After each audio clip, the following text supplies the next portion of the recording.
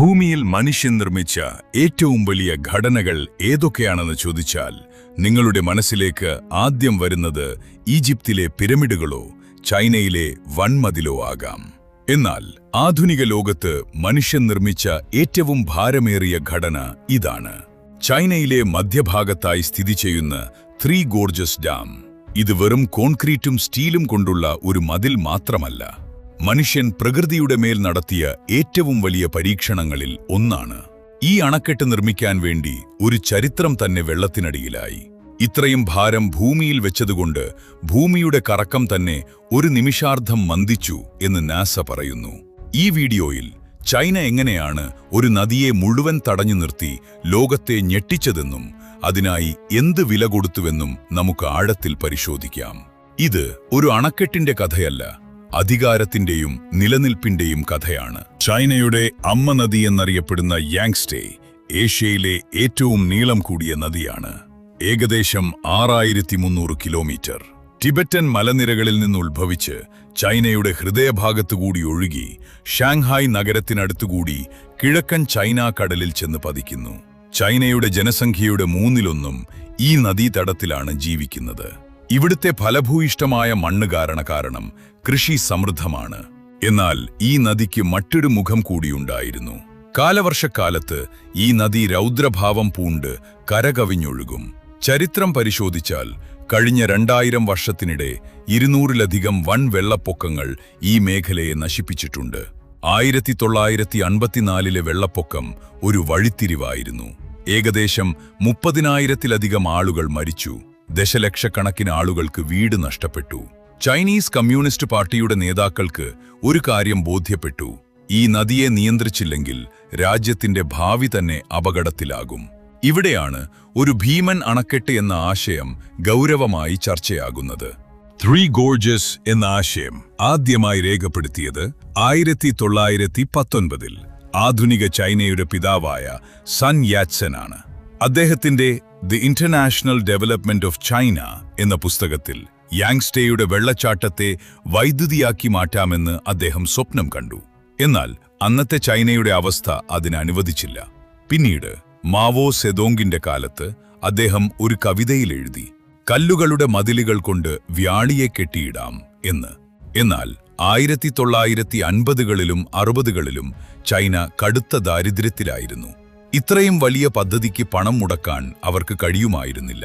1990കളുടെ തുടക്കത്തിൽ കാര്യങ്ങൾ മാറി.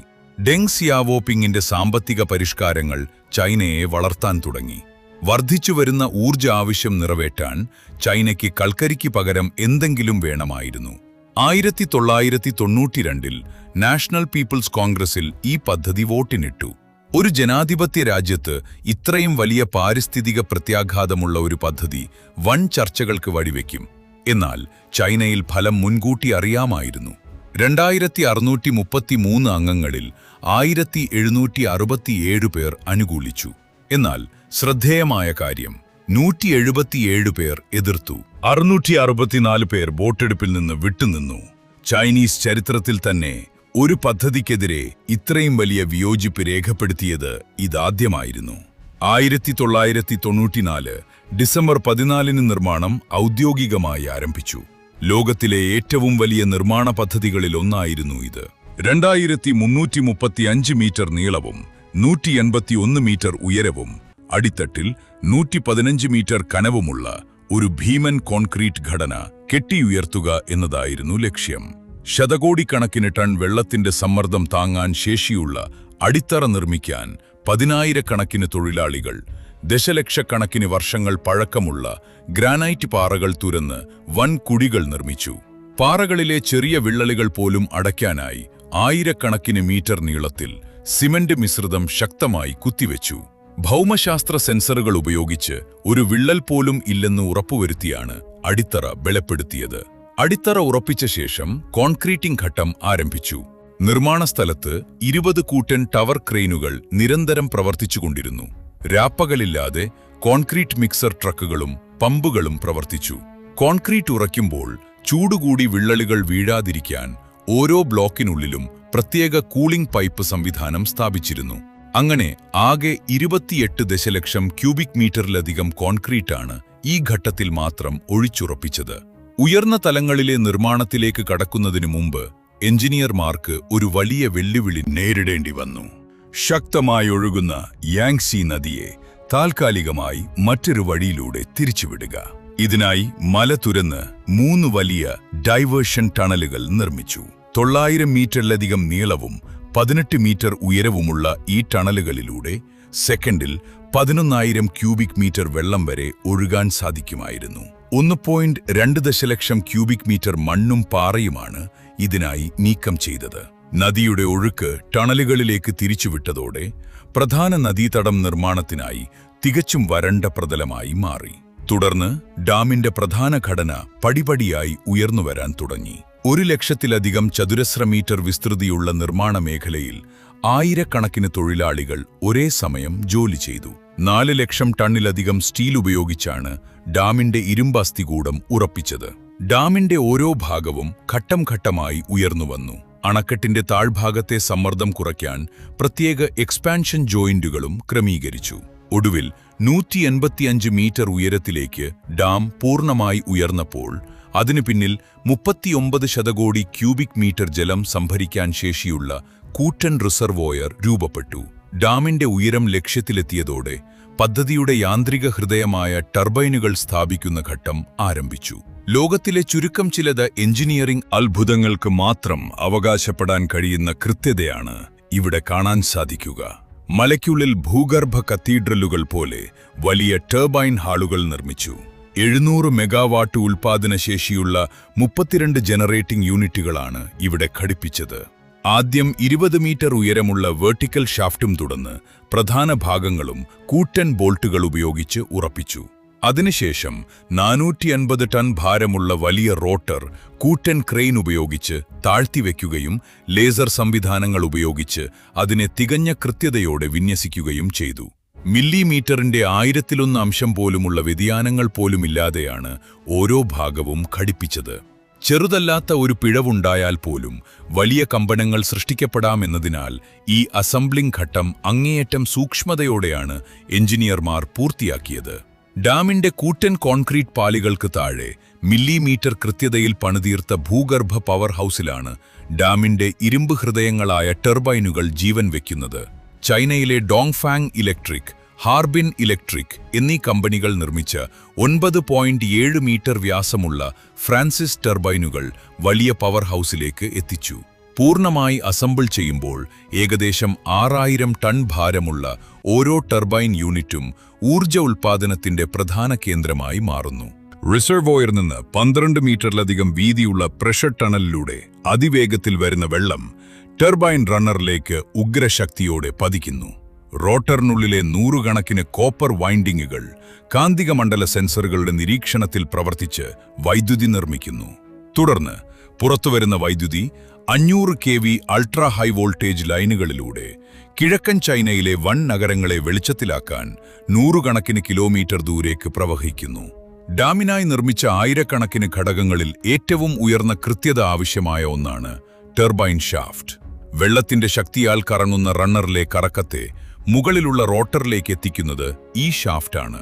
ഏകദേശം 9.7 മീറ്റർ വ്യാസവും 100 കണക്കിന് ടൺ ഭാരവുമുള്ള ഫ്രാൻസിസ് ടർബൈൻ റണ്ണറുകൾ വ്യാവസായിക കൃത്യതയുടെ ഉദാഹരണമാണ്. പതിറ്റാണ്ടുകളോളം അതിവേഗത്തിലുള്ള ജലപ്രവാഹത്തിന്റെ ആഘാതം താങ്ങാൻ ശേഷിയുള്ള രീതിയിലാണ് ഇവ രൂപകൽപ്പന ചെയ്തിരിക്കുന്നത്. ഇത്രയും വലിയ ഘടനയ്ക്ക് വേണ്ടി ഉപയോഗിച്ചത് അസംഖ്യം മെറ്റീരിയലുകളാണ്. ഇതിന്റെ കണക്കുകൾ കേട്ടാൽ നിങ്ങൾ അമ്പരക്കും. ഉയരം 185 മീറ്റർ, ഏകദേശം 60 നില കെട്ടിടത്തിന്റെ ഉയരം. നീളം 2.3 കിലോമീറ്റർ. കോൺക്രീറ്റ് 27 ദശലക്ഷം ക്യൂബിക് മീറ്റർ. ഈ കോൺക്രീറ്റ് കൊണ്ട് ഭൂമധ്യരേഖയുടെ ചുറ്റും 1 മീറ്റർ വീതിയുള്ള റോഡ് നിർമ്മിക്കാം. ഡാമിന്റെ ഭാരം നദിയുടെ അടിത്തട്ടിൽ അമർന്നപ്പോൾ ഭാരം കാരണം ഭൂമിയുടെ പുറം തോട് ഞെരുങ്ങാൻ തുടങ്ങി. ഇതുമൂലം ആ മേഖലയിൽ ചെറിയ ഭൂചലനങ്ങൾ ഉണ്ടാകാൻ തുടങ്ങി. എഞ്ചിനീയർമാർ ഇത് മുൻകൂട്ടി കണ്ടിരുന്നു. അതിനാൽ തന്നെ ഡാമിന്റെ ഡിസൈനിൽ ഭൂകമ്പത്തെ പ്രതിരോധിക്കാനുള്ള സംവിധാനങ്ങൾ ഉൾപ്പെടുത്തിയിരുന്നു. ഡാമിന്റെ ഏറ്റവും നിർണായക ഘടകങ്ങളിലൊന്നാണ് സ്പിൽവേ. കാലവർഷക്കാലത്ത് അധികം വരുന്ന വെള്ളം പുറത്തേക്ക് ഒഴുക്കാൻ വേണ്ടിയുള്ള വലിയ ഗേറ്റുകളാണിവ. ഈ ഗേറ്റുകൾ തുറക്കുമ്പോൾ ജെറ്റ് വിമാനത്തിന്റെ വേഗത്തിൽ വെള്ളം പുറത്തേക്ക് തെറിക്കും. ഈ വെള്ളത്തിന്റെ ശക്തി താഴെയുള്ള പാറകളെ പോലും തകർക്കുമെന്നതിനാൽ വെള്ളം തെറിക്കുന്നിടത്ത് പ്രത്യേക ഡിസൈനിലുള്ള സ്പ്ലിറ്ററുകൾ സ്ഥാപിച്ചിട്ടുണ്ട്. ഒരു അണക്കെട്ടിന്റെ യഥാർത്ഥ ഹൃദയം അതിന്റെ പവർ ഹൗസിലാണ്. ത്രീ ഗോർജസ് ഡാമിന്റെ ഉള്ളിലാണ് ലോകത്തിലെ ഏറ്റവും വലിയ ജലവൈദ്യുത നിലയം സ്ഥിതി ചെയ്യുന്നത്. ഇത് എത്രത്തോളം വലുതാണെന്ന് മനസ്സിലാക്കാൻ ഇത് ചൈനയുടെ ആകെ വൈദ്യുതി ആവശ്യത്തിന്റെ ഏകദേശം 1.7%. ഒരു ഒറ്റ പവർ പ്ലാന്റിൽ നിന്ന് ഇത്രയും വലിയ ശതമാനം ഒരു രാജ്യത്തിന്റെ ആവശ്യം നിറവേറ്റുന്നത് ലോകത്ത് മറ്റെവിടെയും കാണാനാകില്ല. ഈ ഒരു ഡാം കാരണം പ്രതിവർഷം ഏകദേശം 100 ദശലക്ഷം ടൺ കൽക്കരി ലാഭിക്കുന്നു. അത്രയും കാർബൺ ഡയോക്സൈഡ് അന്തരീക്ഷത്തിൽ കലരുന്നത് ഈ പ്ലാന്റ് തടയുന്നു എന്നർത്ഥം. കാലാവസ്ഥാ വ്യതിയാനത്തിന്റെ കാര്യത്തിൽ ഇതൊരു വലിയ പോസിറ്റീവാണെന്ന് ചിലർ വാദിക്കുന്നു. എന്നാൽ എല്ലാം ഇത്ര സിമ്പിളല്ല. വൈദ്യുതി മാത്രമല്ല, നദിയിലൂടെയുള്ള ചരക്കു നീക്കം വർദ്ധിപ്പിക്കുക എന്ന ലക്ഷ്യവും കൂടി ഈ പദ്ധതിക്കുണ്ടായിരുന്നു. ഇതിനായി വലിയ കപ്പലുകൾക്ക് ഡാം കടന്നു പോകാൻ പറ്റുന്ന ഷിപ്പ് ലോക്ക് സംവിധാനവും നിർമ്മിച്ചു. ഇത് ഒരു വലിയ എലിവേറ്റർ പോലെയാണ് പ്രവർത്തിക്കുന്നത്. ഒരു കപ്പൽ ഡാമിന്റെ ഒരു വശത്ത് കയറിയാൽ വെള്ളം നിറച്ച് കപ്പലിനെ 113 മീറ്റർ ഉയരത്തിലേക്ക് ഉയർത്തിയ ശേഷം മറുവശത്തേക്ക് വിടുന്നു. ലോകത്തിലെ ഏറ്റവും വലിയ ഷിപ്പ് ലിഫ്റ്റ് ഇവിടെയാണ്. ഒരു മഹാപദ്ധതിക്ക് എല്ലായ്പ്പോഴും ഒരു വലിയ വിലയുണ്ടാകും. ഡാമിന്റെ റിസർവോയർ അഥവാ ജലസംഭരണി നിറയാൻ തുടങ്ങിയപ്പോൾ ഏകദേശം 632 ചതുരശ്ര കിലോമീറ്റർ ഭൂമി വെള്ളത്തിനടിയിലായി. നമുക്ക് ഇതൊന്ന് ഭാവന ചെയ്യാം. 13 വലിയ നഗരങ്ങൾ, 140 പട്ടണങ്ങൾ, 1350 ഗ്രാമങ്ങൾ. ഇതെല്ലാം ഇന്ന് നദിയുടെ അടിത്തട്ടിലാണ്. ഏകദേശം 1.3 ദശലക്ഷം അഥവാ 13 ലക്ഷം ആളുകൾക്ക് വീട് നഷ്ടപ്പെട്ടു. അവർ പിതാമഹന്മാർ ജീവിച്ച മണ്ണുപേക്ഷിച്ച് പുതിയ സ്ഥലങ്ങളിലേക്ക് മാറ്റപ്പെട്ടു. ചിലർക്ക് നഷ്ടപരിഹാരം കിട്ടിയെങ്കിലും ഒരു ജീവിതം മുഴുവൻ സമ്പാദിച്ച സ്വത്തും സംസ്കാരവും ഒറ്റയടിക്ക് നഷ്ടപ്പെടുന്നതിന്റെ വേദന പണം കൊണ്ട് നികത്താനാകില്ല. ചരിത്രകാരന്മാരെ സംബന്ധിച്ചിടത്തോളം ഇതൊരു ദേശീയ ദുരന്തമായിരുന്നു. ഫെങ്ഷൂയി എന്ന പുരാതന ചൈനീസ് ശാസ്ത്രത്തിന്റെ കേന്ദ്രമായിരുന്നു ഈ മേഖല. ആയിരക്കണക്കിന് വർഷം പഴക്കമുള്ള ബുദ്ധക്ഷേത്രങ്ങളും പുരാതന പാലങ്ങളും ശവകുടീരങ്ങളും അതേപടി വെള്ളത്തിനടിയിലായി. പുരാവസ്തു ഗവേഷകർക്ക് രക്ഷപ്പെടുത്താൻ കഴിഞ്ഞത് വെറും 10% മാത്രമാണ്. ബാക്കി 90% ചരിത്രവും ഇന്നും നദിക്കടിയിൽ ഫ്രീസ് ചെയ്യപ്പെട്ടിരിക്കുന്നു. ഫെങ്ഡു എന്ന പ്രേതനഗരം ഇതിലെ ഏറ്റവും പ്രശസ്തമായ നഷ്ടങ്ങളിലൊന്നാണ്. ചൈനീസ് വിശ്വാസങ്ങളിൽ മരണാനന്തര ജീവിതത്തിന്റെ പ്രവേശന കവാടമായി കണക്കാക്കപ്പെട്ടിരുന്ന ഈ പട്ടണം ഇന്ന് ഭാഗികമായി വെള്ളത്തിനടിയിലാണ്. മനുഷ്യന്റെ ജീവിതം മാത്രമല്ല, മരണവും ഈ ഡാം കീഴടക്കി. ഇനി ശാസ്ത്രത്തിന്റെ കാഴ്ചപ്പാടിൽ ഈ ഡാം സൃഷ്ടിച്ച മാറ്റങ്ങൾ നോക്കാം. മുകളിൽ പറഞ്ഞ 39 ട്രില്യൺ കിലോഗ്രാം വെള്ളം ഒരു കൊട്ടയിലെന്ന പോലെ ഈ താഴവരയിൽ ശേഖരിക്കപ്പെട്ടു. ഭൂമിയുടെ ഉപരിതലം ഒരു ട്രാംപോളിൻ പോലെയാണെന്ന് വിചാരിക്കുക. അതിന്റെ ഒരു ഭാഗത്ത് ഭാരം കൂടുമ്പോൾ അത് താഴേക്ക് അമരും. ത്രീ ഗോർജസ് റിസർവോയർ നിറഞ്ഞപ്പോൾ ഭൂമിയുടെ പുറംതോട് അമർന്നു. ഇത് ഭൂകമ്പ പ്രേരിത മേഖലയിലാണ് നിൽക്കുന്നത്. ഇനി ഏറ്റവും രസകരമായ ഫാക്ട്. നാസയുടെ ജെറ്റ് പ്രൊപ്പൽഷൻ ലബോറട്ടറിയുടെ പഠനമനുസരിച്ച് ഇത്രയും വലിയ പിണ്ഡം ഭൂമിയുടെ മധ്യത്തിൽ നിന്ന് അകലേക്ക് അഥവാ ഉയരത്തിലേക്ക് മാറ്റിയപ്പോൾ ഭൂമിയുടെ ഭ്രമണം 1 സെക്കൻഡിന്റെ 0.06 മൈക്രോ സെക്കൻഡ് വരെ മന്ദിച്ചു. കൂടാതെ ഭൂമിയുടെ അച്ചുതണ്ടിന്റെ ചെരിവും ഏതാനും സെന്റിമീറ്ററുകൾ മാറിയതായും പഠനങ്ങൾ പറയുന്നു. ഇത് വളരെ നിസ്സാരമായ മാറ്റമാണെങ്കിലും ഒരു ജീവിവർഗം എന്ന നിലയിൽ മനുഷ്യന് ഭൂമിയുടെ ഭൗതിക നിയമങ്ങളെ തന്നെ സ്വാധീനിക്കാൻ കഴിയും എന്നതിന്റെ വലിയ തെളിവാണ്. ഡാം നിർമ്മിച്ചതിനു ശേഷം നദിയുടെ സ്വാഭാവിക ഒഴുക്ക് മാറിയതോടെ പാരിസ്ഥിതിക ആഘാതങ്ങളും കടുത്തതാണ്. ചൈനീസ് റിവർ ഡോൾഫിൻ പോലുള്ള ജീവികൾക്ക് ഇത് ആത്യന്തികമായി വംശനാശം വരുത്തി. മത്സ്യങ്ങൾക്ക് മുട്ടയിടാനുള്ള സ്വാഭാവിക വഴികൾ തടസ്സപ്പെട്ടു. കൂടാതെ ഡാമിന് മുകളിലേക്ക് വെള്ളം കെട്ടിക്കിടക്കുന്നതിനാൽ മുകൾ ഭാഗത്തെ മലഞ്ചെരിവുകളിൽ മണ്ണിടിച്ചിൽ രൂക്ഷമായി. വിമർശകർ പറയുന്ന ഒരു വലിയ കാര്യമിതാണ്: ഇത്രയും വലിയ പണം ഒരു കേന്ദ്രീകൃത പദ്ധതിക്ക് പകരം നിരവധി ചെറിയ പവർ പ്ലാന്റുകളിൽ നിക്ഷേപിച്ചിരുന്നെങ്കിൽ ഇത്രയും നാശനഷ്ടമുണ്ടാകില്ലായിരുന്നു എന്ന്. എന്നാൽ ചൈനയുടെ മറുപടി വ്യക്തമാണ്: ഞങ്ങൾക്കൊരു നദിയെ നിയന്ത്രിക്കേണ്ടത് ദേശീയ അഭിമാനത്തിന്റെ ഭാഗമാണ്. ഇന്ന് ത്രീ ഗോർജസ് ഡാം ഒരു വിനോദസഞ്ചാര കേന്ദ്രമാണ്. ദശലക്ഷക്കണക്കിന് ചൈനക്കാർ ഇത് കാണാനെത്തുന്നു. ഒരു രാജ്യത്തിന്റെ കരുത്തും നിശ്ചയദാർഢ്യവും കൊണ്ട് എന്ത് നേടാമെന്നതിന്റെ ഉദാഹരണം. അതേസമയം പ്രകൃതിയെ വെല്ലുവിളിക്കുമ്പോൾ അത് തിരികെ എങ്ങനെ പ്രതികരിക്കുമെന്നതിന്റെ മുന്നറിയിപ്പും. ഭാവിയിൽ കാലാവസ്ഥാ വ്യതിയാനം കാരണം ഹിമാലയൻ മഞ്ഞുകൾ ഉരുകുമ്പോൾ ഈ ഡാമിൽ വെള്ളം കൂടുതലായി എത്തുമെന്നും അത് ഡാമിന്റെ സുരക്ഷയ്ക്ക് ഭീഷണിയാകുമെന്നും ശാസ്ത്രജ്ഞർ മുന്നറിയിപ്പ് നൽകുന്നു. അപ്പോൾ ഇത് മനുഷ്യന്റെ വിജയമാണോ അതോ അമിത ആത്മവിശ്വാസത്തിന്റെ പ്രതീകമാണോ? നിങ്ങളുടെ അഭിപ്രായം കമന്റിൽ രേഖപ്പെടുത്തൂ. നിങ്ങൾക്ക് ഈ അറിവ് പ്രയോജനപ്പെട്ടെങ്കിൽ ഒരു ലൈക്ക് ചെയ്യൂ. ഞങ്ങളുടെ കമ്മ്യൂണിറ്റിയുടെ ഭാഗമാകാൻ സബ്സ്ക്രൈബ് ബട്ടൺ അമർത്തിപ്പിടിക്കൂ. കാരണം ലോകത്തെ മാറ്റിമറിച്ച എഞ്ചിനീയറിംഗ് വിസ്മയങ്ങളുടെ കൂടുതൽ കഥകളുമായി ഞങ്ങൾ ഉടനെ വരുന്നതാണ്.